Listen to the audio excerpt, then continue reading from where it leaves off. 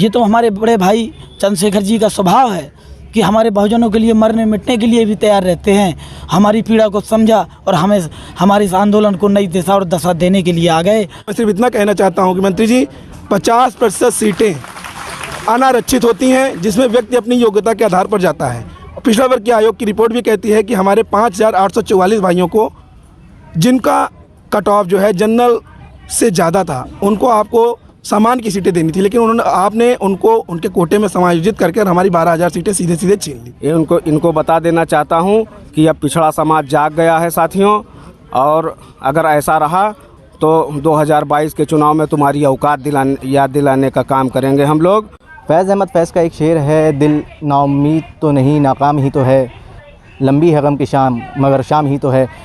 69,000 शिक्षक भर्ती में 27% OBC कोटे को लागू करा जाए। आप देख सकते हैं यहाँ पे भारी तादाद में लोग इकट्ठा हुए हैं। चंद्रशेखर आज़ाद हैं जो आज़ाद समाज पार्टी के राष्ट्रीय अध्यक्ष हैं, वो भी यहाँ पे मौजूद हैं। इनका हौसला बढ़ाने के लिए आए हैं और उनका ये भी कहना है कि यहाँ पे जब तक इनकी मांग पूरी नहीं होती अभ्यर्थियों की, तब तक हम इस आंदोलन का साथ नहीं छोड़ेंगे। अब देखना ये होगा कि ये आंदोलन कहाँ तक अपनी पहुँच जाहिर करता है, क्योंकि 71 दिनों से लगातार ये आंदोलन चल रहा है और इसका क्या नतीजा निकलेगा, क्योंकि अभ्यर्थियों ने हर वो मुमकिन कोशिश करी है कि इनकी बात मुख्यमंत्री तक पहुँचे। यहाँ पे कई मौसम भी बदले, बारिश भी हुई और धूप भी काफ़ी तेज़ थी, जिसमें कई अभ्यर्थियों की तबीयत भी ख़राब हुई। कई ऐसे मौके भी आए जहाँ पे अभ्यर्थी बीजेपी कार्यालय के साथ साथ मुख्यमंत्री आवास का भी घेराव करते देखेगा, जिसमें एक इनकी महिला अभ्यर्थी साथी थी जिनका हाथ भी टूटा। ये काफ़ी वाक़ये हुए 71 दिनों में। अब इस आंदोलन में चंद्रशेखर आज़ाद जो हैं शामिल हुए हैं। अब देखना है ये आंदोलन कहाँ तक जाता है और जो अभ्यर्थी हैं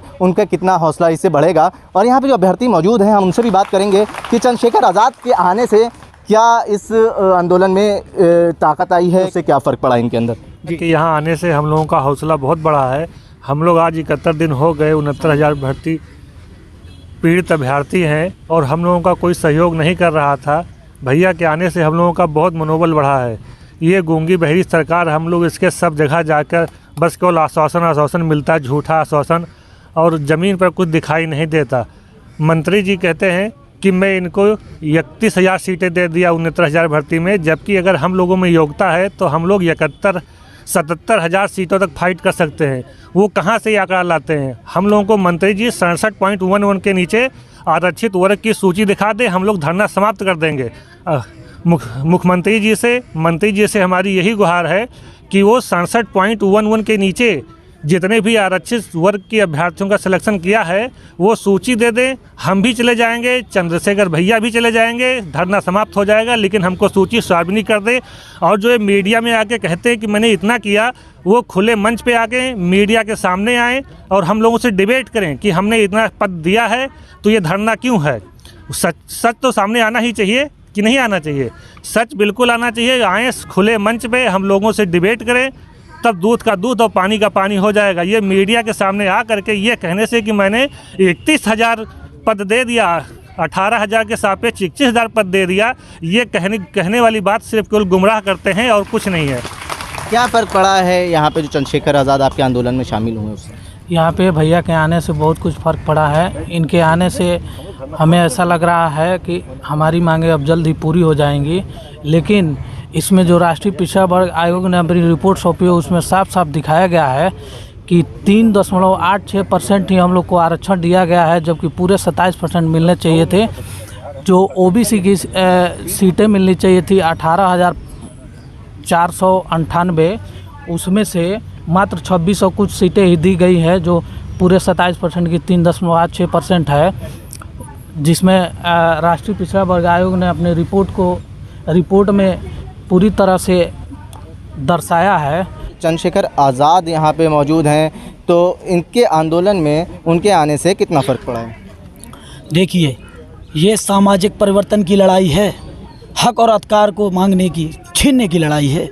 हमारे हक और अधिकारों को ये जुल्मी और बेरहम सरकार ने जब छीना है, वो आज भी हमारे आरक्षण को 27 और 21% को छीना है। अगर हम एकजुट होकर लड़ेंगे नहीं, मैं सभी संगठनों से कहता हूँ, ये तो हमारे बड़े भाई चंद्रशेखर जी का स्वभाव है कि कि हमारे बहुजनों के लिए मरने मिटने के लिए भी तैयार रहते हैं।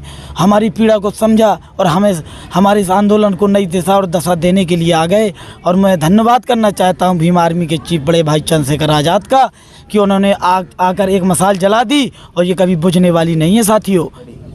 भैया जी, जो हमारा जो आरक्षण है ST SC OBC का, जैसे कि 69,000 वैकेंसी में जैसे कि हम लोग को जैसे कि मात दिया गया कि मतलब जो हम पूरा फुल आरक्षण वहाँ पे मिल नहीं पाया, और जैसे कि हमारे हक और अधिकार को छीना जा रहा है यहाँ पे। जैसे कि कोई भी वैकेंसी आती है मतलब उसमें जैसे होता है कि उसमें OBC वालों को SC ST वालों को मतलब आरक्षण के तहत भी मतलब उनको सीटें नहीं मिल पाई। जैसे हमारे घर में हुआ भैया, मेरे PCS क्वालिफाइड हुआ, उसमें उनको एज ए जैसे कि आरक्षण तो मतलब मिला भी नहीं। उसके बाद जैसे होता है इंटरव्यू में मतलब जैसे कि होता है कि SC वाले कब से मतलब वो PCS या IAS बनने लगे। तो जैसे होता है भैया को हमारे साथ शोषण हो रहा है, मतलब चाहे हमारे जात को लेके हो, चाहे हमारे समाज को लेके हो, चाहे मतलब हमारे अधिकार को लेके हो।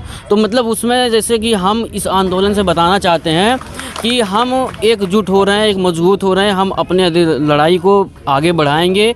इस लड़ाई को आगे बढ़ा के अपना अधिकार को हम लेंगे। हम लोग का मुद्दा ये है कि हम लोग यहाँ पे 71 दिनों से बैठे हुए हैं। हमारा सिर्फ इतना कहना है कि जो 69,000 शिक्षक भर्ती हुई उसमें आरक्षण का घोटाला हुआ, और ये हम नहीं कह रहे हैं, एक संवैधानिक संस्था जिसे खुद मोदी सरकार ने संवैधानिक दर्जा दिया, जिसे राष्ट्रीय पिछड़ा वर्ग आयोग के नाम से जाना जाता है, आयोग ने अपनी रिपोर्ट में स्पष्ट लिखा है कि पिछड़ों को 27% की जगह 3.86% का आरक्षण दिया गया है और दलितों को उनके 21% की जगह 16% का आरक्षण दिया गया है। मोटा मोटा मैं आपको बता दूं कि लगभग 15,000 OBC की सीटें प्लस 31-3200 सीटें SC की, 18,000 के आसपास सीटों का घोटाला हुआ है। इसको लेकर हमारा प्रोटेस्ट पिछले 71 दिनों से चल रहा है। हमने सभी नेताओं, मंत्रियों, मुख्यमंत्री सबसे मिलने का प्रयास किया।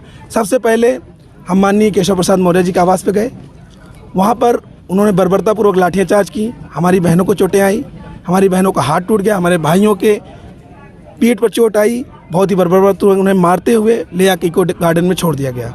उसके बाद हम माननीय शिक्षा मंत्री के घर का घेराव करते हैं। शिक्षा मंत्री कहते हैं कि हमने 32,000 सीटें OBC की दे दी, जबकि आपका कोटा 18,895 है। जब हमारा कोटा 8,895 है तो आपने 32,000 सीटें कैसे दे दी? क्या आप संविधान से बढ़कर हैं? तो मैं सिर्फ इतना कहना चाहता हूँ कि मंत्री जी, 50% सीटें अनारक्षित होती हैं, जिसमें व्यक्ति अपनी योग्यता के आधार पर जाता है। पिछड़ा वर्ग के आयोग की रिपोर्ट भी कहती है कि हमारे 5,844 भाइयों को, जिनका कट ऑफ जो है जनरल से ज़्यादा था, उनको आपको सामान की सीटें देनी थी, लेकिन आपने उनको उनके कोटे में समायोजित करके हमारी 12,000 सीटें सीधे सीधे छीन ली। हम लोग हर दरवाजे पर जा चुके हैं। हम माननीय मुख्यमंत्री जी से मिलने गए। माननीय मुख्यमंत्री जी के प्रतिनिधि ने बोला कि आपके मुद्दे का निस्तारण जल्द से जल्द किया जाएगा, आप हमारे अपर मुख्य सचिव से मिलिए। हम अपर मुख्य सचिव के पास गए। अपर मुख्य सचिव ने बोला कि मामला हमारे संज्ञान में है, हम 7 दिन के अंदर मुद्दे का निस्तारण करेंगे। 7 दिन के बाद हमने 40 दिन तक इंतजार किया। कितने दिन धरना देने के बाद ये अपर मुख्य सचिव ने आपको टाइम दिया और क्या बातें हुई? जब हमने भाजपा कार्यालय का घेराव किया, मुख्यमंत्री जी कितने दिन हो गए थे उस वक्त आंदोलन को? उसमें 30 से 35 दिन हो चुके थे। उसके बाद हम उनके पास गए तो उन्होंने स्वतः संज्ञान लेते हुए हमें बुलाया। इसके उन्होंने बाकायदा अपने ट्विटर हैंडल से लिखा कि 7 दिन के अंदर मुद्दे का निस्तारण कर दिया जाएगा। लेकिन उसके बाद भी 35 से 40 दिन अभी तक हो चुके हैं, लेकिन उसके बाद ना तो किसी अधिकारी ने हमें बुलाया, ना हमारे किसी प्रतिनिधि मंडल से बात की, ना ही हमारे मुद्दों का निस्तारण किया। हम यहाँ पर 71 दिनों से बैठे हुए हैं और तब तक बैठे रहेंगे जब तक हमारे SC और OBC भाइयों का जो आरक्षण में कोटा खाया गया है उसको पूरा नहीं किया जाएगा, तब तक हम यहाँ बैठे रहेंगे। जय भीम, नमो बुद्धाय। मैं आपके चैनल के माध्यम से ये योगी की जो सरकार है, ढोंगी बहरों की सरकार है, इनको मैं बता देना चाहता हूँ। 70,000 जो भर्ती में घोटाला किए हैं, उनको पिछड़ों और दलित वर्ग को उनको बराबर का आरक्षण दिया जाए। और हम ये भी कहना चाहते हैं OBC समाज के जो योगी सरकार में मंत्री बने बैठे हुए हैं, वोट हमारा ले जाकर उसके बाद में हमारे विपक्षियों के साथ में बैठे हुए हैं। इतना बड़ा घोटाला होने के बावजूद भी हमारे लोगों के हित में इन्होंने एक ट्वीट भी नहीं किया। इनको बता देना चाहता हूं कि अब पिछड़ा समाज जाग गया है साथियों, और अगर ऐसा रहा तो 2022 के चुनाव में तुम्हारी औकात याद दिलाने का काम करेंगे हम लोग। जी, आज 70 दिन से हमारा ये संघर्ष चल रहा है। पहले ये SCRT में हम लोग धरना दे रहे थे, जहाँ पे मतलब बाद में हम लोगों ने को प्रशासन द्वारा अंदर जाने ही नहीं दिया गया। हम लोगों को वहाँ से मार पीट के भगाया गया। हम लोगों को तब भी प्रताड़ित किया गया पुलिस प्रशासन द्वारा। हमेशा इन लोगों के पास कुछ चीज़ें हैं जो फिक्स हैं, ये अभद्रता करेंगे। इन्हें ये नहीं पता है कि कम से कम महिलाओं के साथ व्यवहार कैसे करना है। जातिगत गालियां देंगे और मारपीट, इनका लाठी मारना, ये सब चीज़ें लखनऊ में एकदम आम हो चुकी हैं। जब आप अपने हक की बात करेंगे, जब कभी भी, तो यहाँ पे प्रशासन द्वारा, बीजेपी सरकार द्वारा भी यही होता है कि उन्हें लाठियों से मार के इतना दबाया जाता है कि वो अपनी हक की आवाज़ उठाना ही बंद कर दें, वो यहाँ से चले जाएं। हम लोगों को जब वहाँ से हटाया गया तो हम लोग यहाँ आए। उसके बाद जब हम यहाँ शांतिपूर्ण धरना दे रहे थे, बहुत दिनों तक हम लोगों ने सब जगह बात की, केसर जी से बात की, स्वतंत्र देव से बात की, लगभग सारे सांसदों से बात की, अपना ज्ञापन दिया, हर जगह अपना मतलब बात रखे, याचना की कि सर हमारे साथ गलत हुआ है। हमारे पास पहले आयोग की रिपोर्ट नहीं थी, लेकिन अब हमारे पास जब रिपोर्ट आ गई, तब हम अपनी रिपोर्ट के बारे में हर जगह बताने लगे कि सर अभी आपको लग रहा था ये आरोप हम लगा रहे हैं कि हमारे साथ आरक्षण घोटाला हुआ है, लेकिन अब ये आपकी बनाई हुई राष्ट्रीय पिछड़ा वर्ग आयोग जो है आपने बनाया है। लोकेश प्रजापति बीजेपी के हैं नेता, हाँ, उन्होंने ये रिपोर्ट दी है। अब तो मान लीजिए ये घोटाला हुआ है, लेकिन अब इसको कौन सी विडंबना कहें, क्या कहें कि ये बीजेपी सरकार अपने द्वारा बनाए गए संस्थान की, उसे जब इन्होंने मतलब संवैधानिक दर्जा भी दे दिया है, उसको संवैधानिक शक्तियाँ भी दे दी हैं, उसके बाद भी मतलब उस रिपोर्ट को जब हम लेकर कहीं जाते हैं, तब भी कोई नेता हम लोगों से मिलना नहीं चाहता। कई बार केशव जी के हम लोग मिलने की कोशिश किए। जैसे ही आपने नाम लिया कि आप कहाँ से हो, हमने बताया कि हमारा ये मैटर है, हम लोग 69,000 शिक्षक भर्ती के आरक्षण पीड़ित अभ्यर्थी हैं, हमें घुसने नहीं दिया गया। साफ साफ वहाँ जो सिक्योरिटी है उनका कहना है कि आपके लिए साफ मना किया गया है कि आप अंदर नहीं जाएंगी। मैडम, 71 दिनों से धरना आपका लगातार चल रहा है, काफ़ी आप लोगों ने परेशानियां सामने आई हैं, आपका हाथ भी टूटा, लेकिन अब क्या नतीजा निकलेगा? नतीजा ये निकलेगा, हम लोग गांधीवाद को मानते आ रहे हैं कि हिंसा नहीं करनी है, अहिंसा तौर से हम लोग करते रहेंगे।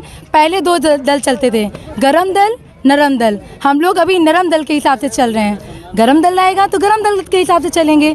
हम लोगों का धरना ऐसे ही जारी रहेगा, उन्हें सुनना पड़ेगा। कब तक नहीं सुनेंगे आप? आपको 2022 सर पे है, आप इस तरह से इग्नोर कब तक करते रहेंगे हम लोगों को? हम सभी बोलते थे इको गार्डन में बैठे रहो, रहने से कुछ नहीं होता है, बट नहीं, अब होगा। हम शुक्रगुजार हैं अपने ये भीम आर्मी का, अपने सर का शुक्रगुजार है कि वो हम लोग के सपोर्ट में आए। हम लोग का हौसला बढ़ चुका है। मैं विपक्ष पार्टी से बहुत नाराज़ हूँ। अखिलेश यादव से लेके जितने भी हैं, वो उनमें से कोई भी नहीं बोलना चाहता है, क्योंकि वो सब दब चुके हैं। बीजेपी सूद लेने नहीं आया, कोई भी नहीं लेने चाहता है, क्योंकि बीजेपी अपने आप को बहुत ऊपर समझने लगे हैं। अभी उन्हें ये नहीं पता है कि वो बहुमत से जीते हैं तो कैसे जीते हैं। केवल आप सवर्णों का साथ लेके नहीं जीत सकते हैं, आपको सबका साथ चाहिए, तो सबका विकास भी करना पड़ेगा। लेकिन जो आप गलतियां कर रहे हैं, वो गलतियां आपको बंद करनी होंगी। जो घोटाला हुआ है वो सबको दिख रहा है। यहाँ पे बैठे आप इतने लोगों को देख सकते हैं, ये इनके परिवार से कितने लोग जुड़े हुए हैं। आप कितनी बुरी तरीके से हार सकते हैं, आपको भी आइडिया नहीं है। आपको नहीं पता आप कितनी बुरी तरीके से हार सकते हैं। केवल सवर्णों का विकास आप नहीं कर सकते हैं, आपको सबका साथ लेना पड़ेगा। अपनी गलती मानिए, सुधारिए उसको। हम लोग बस यही चाहते हैं, यही रिक्वेस्ट करते हैं कि हम लोगों को हमारा हक दे दें। 2.5 साल हो चुके हैं, अगर 2.5 साल अगर आप और लगाएंगे तो आप नहीं दिखेंगे। क्या आपको लगता है इस बीजेपी सरकार में दलितों और पिछड़ों के साथ भेदभाव हुआ है? बहुत भेदभाव हुआ है। बल्कि मैं ये कहूँगी, बीजेपी की पार्टी के अंदर जो लोग हैं, अगर वो ओबीसी के हैं या एससी के हैं, उन्होंने बीजेपी ज्वाइन कर ली है, मगर उनकी नहीं सुनने वाला है कोई भी। उनकी कोई सुनना ही नहीं चाहता है। वो उस पार्टी में, मैं खुद जानती हूँ, बहुत से ऐसे विधायक हैं, अगर मैं चाहूँ उनका सपोर्ट लेना तो उनका यही है कि हम लोग ओबीसी के हैं, हम लोग कोई बीजेपी वाले नहीं चलने दे रहे हैं, हमारी बात को इग्नोर कर दिया जाता है। आप खुद समझ सकते हैं अंदर क्या ही चल रहा है। बीजेपी अपने आप को दुनिया की सबसे बड़ा दल साबित करने में लगी हुई है, लेकिन यहाँ पे जो पिछड़ा और दलित समाज है वो ये कह रहा है कि जिस बल पे आप जीते हैं उसको आप इग्नोर नहीं कर सकते हैं। उनकी भी मांगे और उनका भी आपको हालचाल जानना पड़ेगा, उनकी मांगों को भी पूरा करना पड़ेगा। मैं आकिब मिराज खान, जन संदेश टाइम्स।